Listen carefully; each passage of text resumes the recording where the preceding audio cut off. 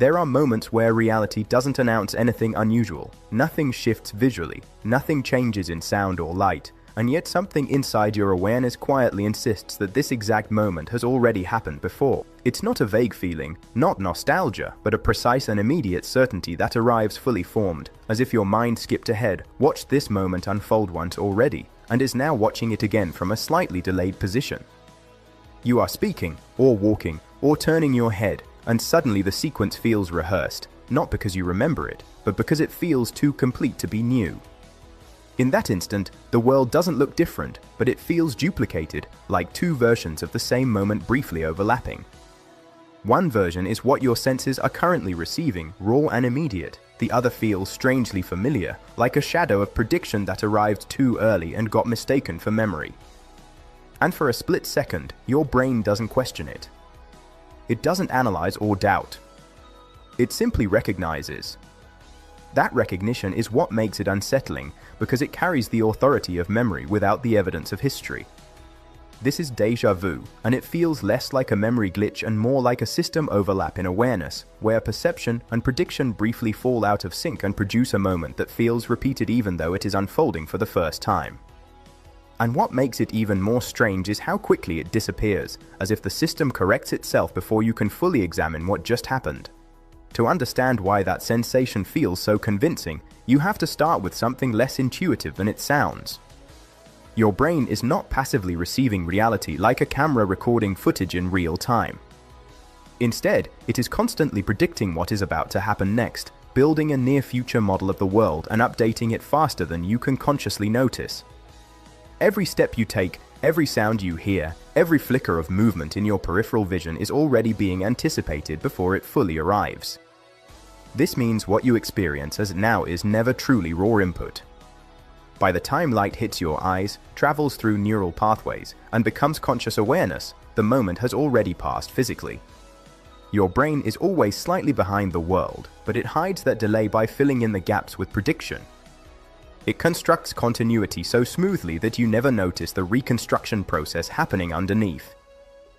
A useful way to imagine this is like a high-end video stream buffering in real time. When the connection is stable, the video plays seamlessly, frame after frame, and you assume you are seeing everything as it happens. But in reality, the system is constantly preloading upcoming frames, stitching them together before they reach your awareness. Your experience of smooth motion is not direct observation, it is a carefully assembled sequence of predictions that only feels immediate. And that is where something like déjà vu becomes possible. Déjà vu begins in that narrow space where prediction and perception briefly stop aligning perfectly, not because anything dramatic goes wrong, but because timing inside the system becomes slightly uneven. The brain is constantly matching incoming sensory data with internal forecasts, trying to determine whether what you are experiencing is expected or novel. When those two streams line up correctly, the result is seamless experience. But when they don't, even by a fraction of a second, the system has to resolve the mismatch instantly. In that resolution process, something unusual can happen. A prediction that arrives slightly too early, or a sensory signal that is processed slightly too late, gets incorrectly labeled by the memory system. Instead of being recognized as current input, it is tagged with a feeling of past experience. Not because it is actually stored in memory, but because the brain's familiarity detection system is extremely sensitive to pattern similarity, even when that similarity is generated internally rather than retrieved externally. So what you experience is a strange inversion. The present moment is still unfolding, but your awareness receives a signal that says it has already happened. It feels like remembering something that is still in progress, as if the timeline briefly folded onto itself and then separated again.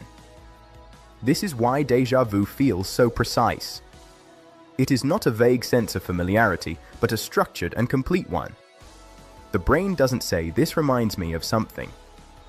Instead, it produces a full emotional certainty that the moment is already known. That certainty is generated by the same systems that normally confirm real memory, which is why it feels so convincing even when it has no origin. Familiarity is not a passive recognition system. It is deeply tied to survival. Throughout evolution, the ability to quickly detect patterns that resemble previous experiences has been critical for identifying safety, danger, repetition, and learned behavior. If something feels familiar, the brain treats it as potentially important before it has time to verify why. That means familiarity is prioritized over explanation. Feeling comes before understanding. So when déjà vu occurs, the familiarity system fires without a valid external reference. Another reason it feels intense is because it temporarily disrupts your assumption that time is linear and stable in your perception. Most of the time, experience feels like a forward-moving sequence, each moment clearly separated from the last. Déjà vu interrupts that assumption by introducing the feeling of repetition inside a system that should not be capable of repeating itself in real time. Even though nothing actually repeats externally, the internal labeling system briefly behaves as if it has. That is enough to create a lasting impression. Not because reality changed, but because the structure of interpretation revealed itself for a moment. And anything that exposes the underlying mechanics of perception tends to feel larger than it is, simply because you are not usually aware of the system that produces your experience of continuity. So the intensity is not evidence of something supernatural or external.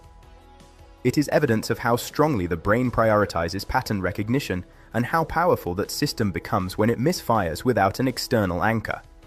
When you start layering all of this together, prediction, delayed perception, reconstruction, and mislabeling of memory, something begins to emerge that feels less like traditional neuroscience and more like a system designed around computation.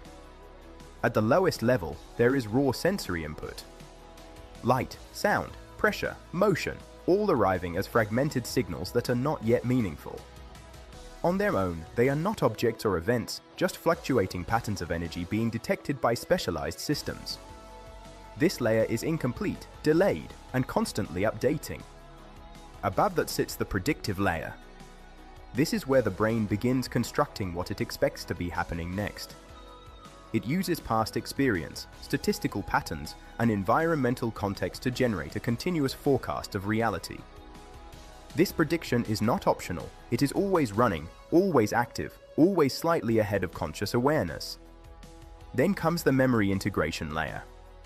This system constantly compares incoming experience with stored patterns, determining whether something is novel or familiar. It doesn't store full recordings of the past, instead, it stores compressed structures of similarity, meaning that recognition is based on pattern matching rather than replay.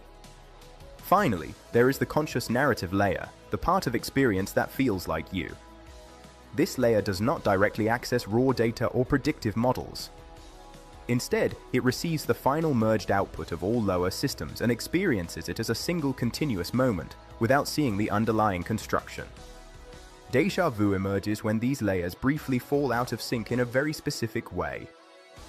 The predictive layer generates a near-perfect match for incoming sensory data, but due to slight timing misalignment, the memory integration layer incorrectly flags that prediction as a recalled experience rather than an ongoing one.